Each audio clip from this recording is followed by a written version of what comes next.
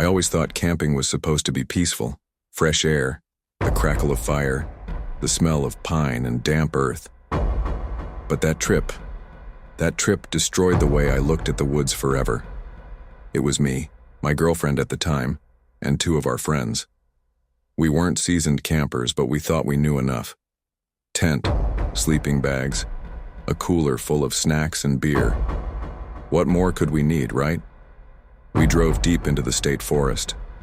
The road narrowed, trees pressed closer. By the time we reached the trailhead, my phone had already lost service. It didn't bother me then. I wish it had. We hiked in about an hour.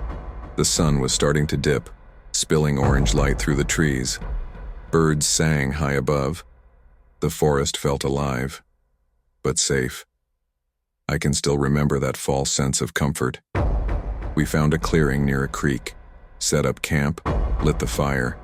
We laughed, ate, drank. Everything felt normal, perfect even.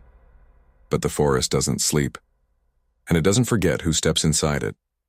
The first sign came after midnight. We were sitting around the fire telling dumb ghost stories. The woods had gone quiet.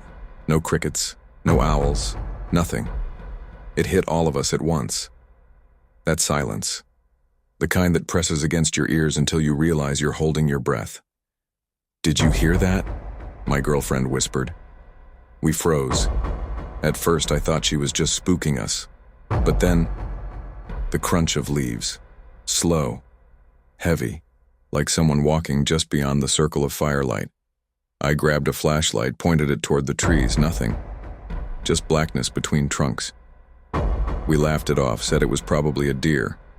But the air never settled again. We went to sleep in the tent, 4 of us crammed inside. I was half awake when I heard it. Breathing, not ours. Outside. Low. Ragged. Too close. Too human. I held my breath. Waited. Then, the zipper of the tent shifted. Not opened. Just touched, like someone's finger ran along it. I nearly screamed, but my throat locked. The sound went away. Eventually, I convinced myself it was the wind. I slept in short bursts, never fully resting. Morning came, and with it, tracks. Around the tent, large boot prints. Circling, stopping at the entrance. My friends swore none of them had gone outside. We all checked. Our shoes were clean, but the prints in the mud were deep.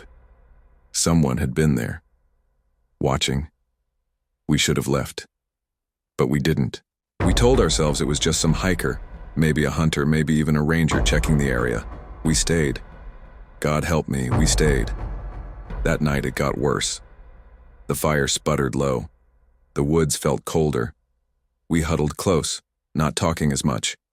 Every crack of a twig made us jump, and then we heard whistling. High-pitched, off-key, drifting through the trees. None of us moved. It wasn't a song. Not really. Just tones. Notes that didn't fit together. It circled us. Closer, then farther, then close again. My friend Mark finally shouted, "Who's out there?" The whistling stopped. Dead silence.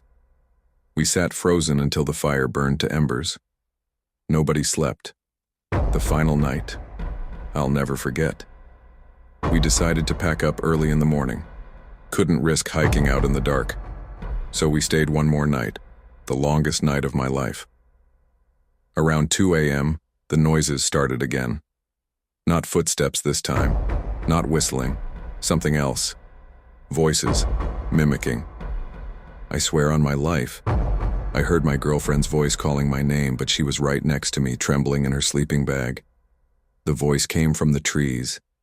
Soft, urgent. "Come here." Then another. Mark's voice, but deeper. Wrong. "Over here." We clutched each other, praying for daylight. Then came the scratching, claws against the tent wall, slow, long, dragging from one corner to the other. We held knives from the cooking kit, too afraid to unzip and look. At one point, something pressed against the fabric. A hand. 5 distinct fingers, sliding down the wall. When the sun finally rose, we ran, didn't pack properly, left half our stuff behind. We just ran until we reached the car. I don't know what stalked us out there. A person. Something else. Something older. But the forest never sleeps. And sometimes, it notices you. And once it does, you'll never forget its attention.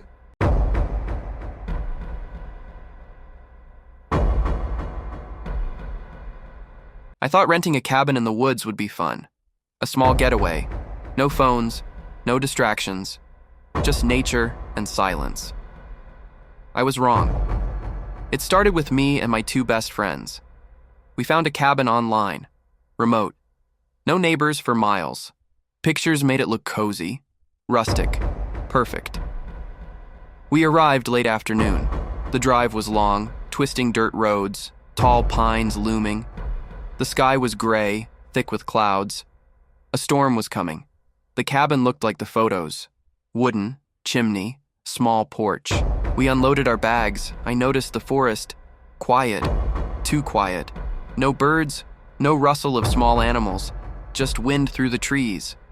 We shrugged it off. The cabin itself was warm. Fireplace ready. Electricity worked. We unpacked. Ate.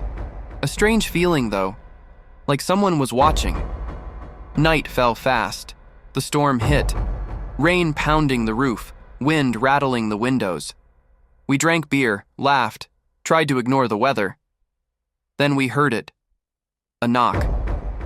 At first, I thought it was the wind. The cabin had loose boards, but it came again.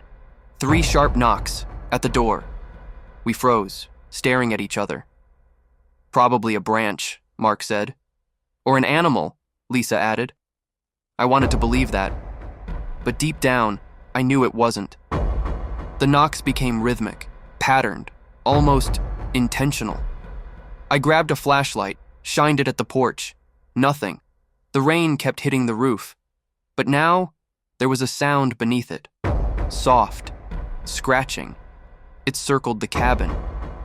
We could hear it moving from one side to another, under the windows, along the walls. I wanted to step outside, check it, see what it was. But no one moved. We barricaded the door with a chair, sat close to the fireplace. I kept the flashlight on. We didn't speak.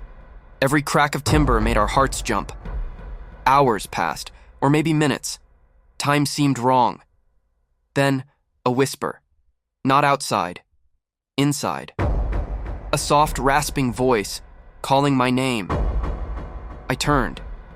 No one there. Lisa grabbed my arm. I heard it too, she whispered. Mark shook his head. You're imagining things. But we all heard it. The storm got worse. Power flickered, the flashlight dimmed, and then silence. Complete. Absolute. We didn't move, couldn't breathe properly. Then the whispering came back. Closer.